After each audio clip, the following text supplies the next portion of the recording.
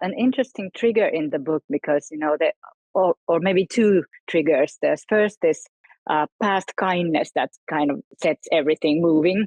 And then the curiosity on the part of Grace to actually start moving. So are you trying to say that if you want to have a possible life, you have to kind of take the possibilities that you are given? Yes, absolutely. You have to do, yes. And I think, again, it's a bit of a response to the Midnight Library, because the Midnight Library is quite different in the sense that it's quite passive. It's about accepting your failures, maybe, and regrets, and sort of, and that's fine in one sense. But sometimes, especially at a certain point in life, you think, no, we get one life, you have to do the thing. And so Grace is a very different character to Nora in the Midnight Library. She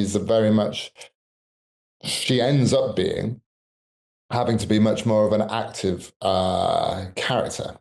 So it's got a very different drive, this book. And it's, I suppose if you think of Midnight Library as a kind of lockdown book, this is a sort of coming out of that. I was writing this when sort of COVID was becoming a distant memory and everyone was going out into the world.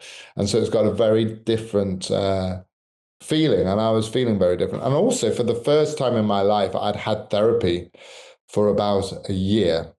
And the big theme of my therapy, my therapist kept telling me, I wanted the kind of therapy where it wasn't my fault. It was all my mother's fault. I just wanted to blame my mother. That would be very easy. But I didn't get that. I got the wrong therapy. I got the therapy where it was all my fault.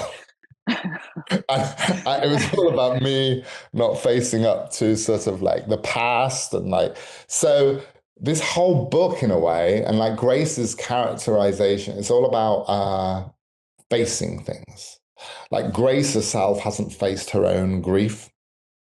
And so the fantasy elements in this kind of are fantasy, but it's kind of like what a good therapist does, in the sense that makes you confront things and parts of yourselves you've kept hidden, and the good stuff that come out of it. So I don't think the word therapy is mentioned anywhere in this book, but it's kind of a hymn to therapy in a way.